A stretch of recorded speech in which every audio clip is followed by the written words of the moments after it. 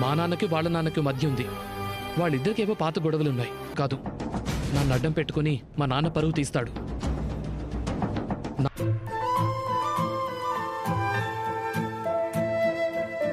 ఏం మీనా, పెళ్ళైన ఇంతకాలానికి పుట్టిల్లు గుర్తొచ్చిందా? అయితే మీ ఆయన్ని మరి కూతురొచ్చింది కదా, కోడిని కోస్తున్నావా మేకను కోస్తున్నావా? దానికి ఏది నచ్చింది.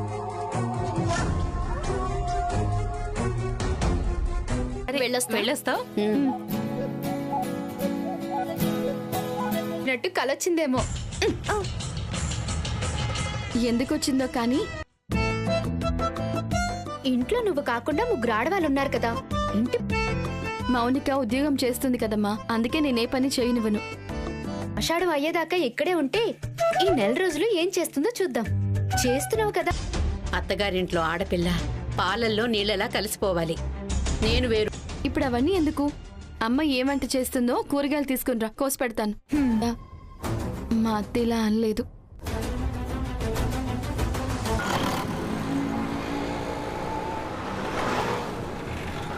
దిష్టి తిద్దామని. దిష్టం? అదేనమ్మా, నువ్వుండు.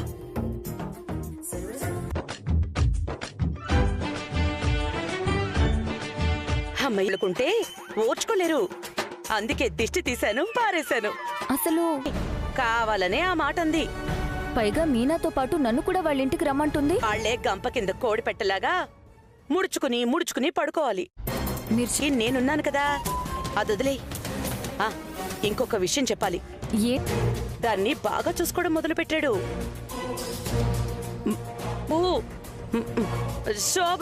శోభనం జరిగిపోయింది. వాళ్ళ మధ్య ఆడపిల్ల పుడితే బంగారం అంతా ఇచ్చేస్తుందంట. అదంతా వాడికి పోవడానికి వీల్లేదు. కావాలంటే మంచి గైనకాలజిస్ట్ ఉంది, తీసుకెళ్లి పరిచయం చేస్తాను. నీకేం ప్రాబ్లం ఉన్నా పోతు.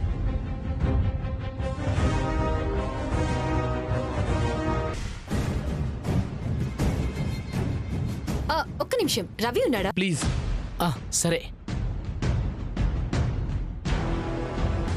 తను లేనని ఏమన్నా చెప్పమన్నాడా? నాకు తెలియదండి, అతనికే ఫోన్ చేసి అడగండి.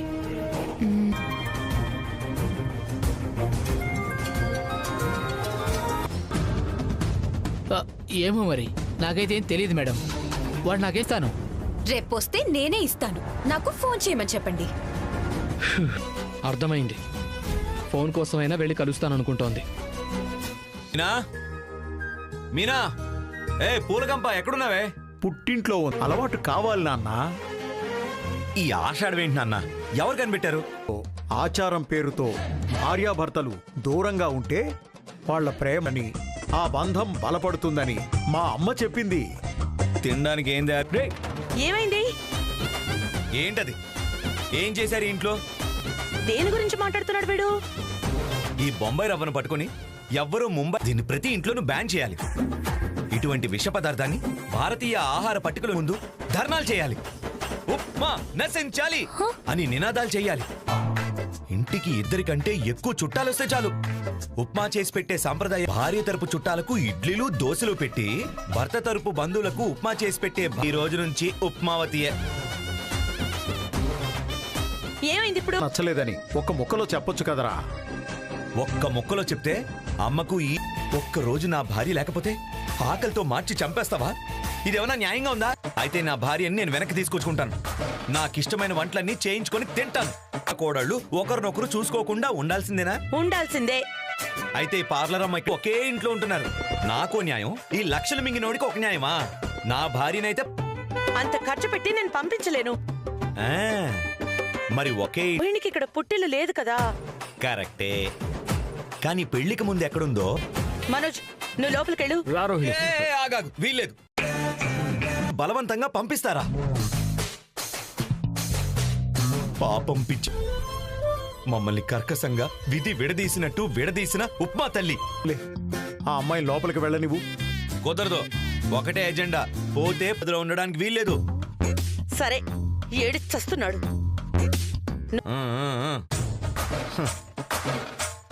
ఇంక పోరా, లక్షలు మింగేసినోడా. ఏంటన్నా, అమ్మను కూడా ఆషాఢానికి పంపించచ్చు కదా, ప్రశాంతంగా పండగ చేసుకునేవాళ్ళం.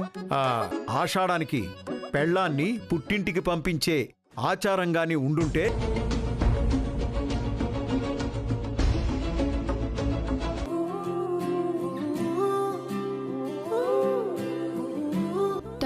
భోంచేయండి. ట్రిప్ ఉంది కదా అని టిఫిన్ చేయకుండా వెళ్ళొద్దు. నన్ను ఎందుకు చూస్తున్నావు? మీరు పడుకుంటే పడుకోండి, నేను చూస్తే మీకెందుకు ముళ్ళకంప?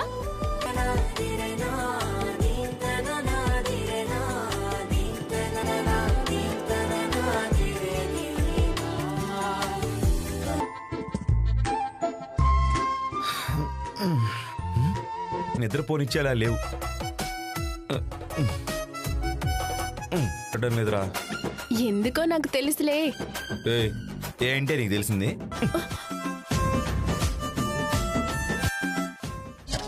మీనా మీనా అని దాన్ని పిలిచేవాడిని కదా.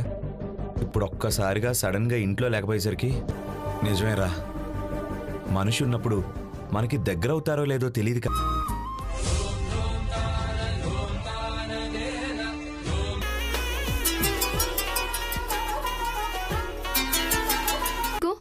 ఇప్పుడే నీ గురించి రవి నేను మాట్లాడుకుంటున్నావు, నువ్వు ఫోన్ చేశావు. నా గురించి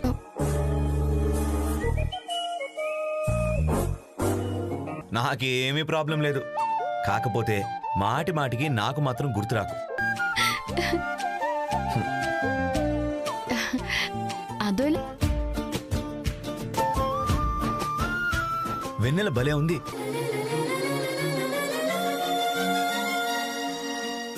నమస్తే డాక్టర్ గారు. నమస్తే అమ్మా.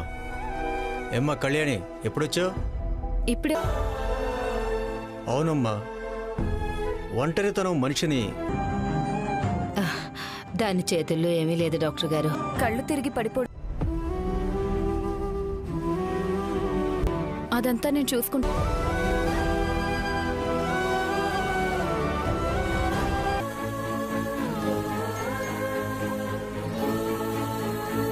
ఓ మాట చెప్పనా, నువ్వు బాగానే సంపాదిస్తున్నావని విన్నాను. ఈ పల్లె అబ్బా, చేపల పులుసు వాసన వీధిలోకి వస్తుంది. మీరు ఆకలితో వస్తున్నారని. తిన్నావా?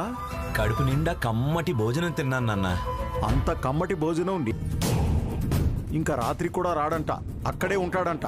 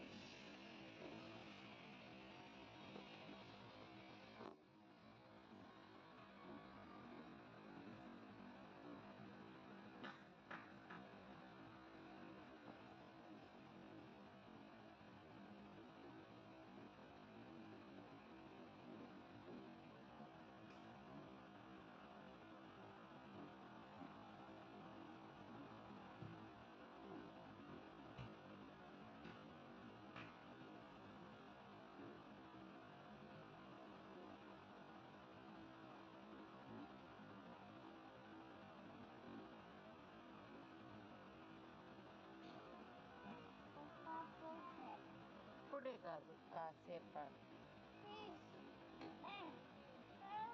వచ్చేసింది మన ఊరు, వచ్చేసింది మన ఊరు.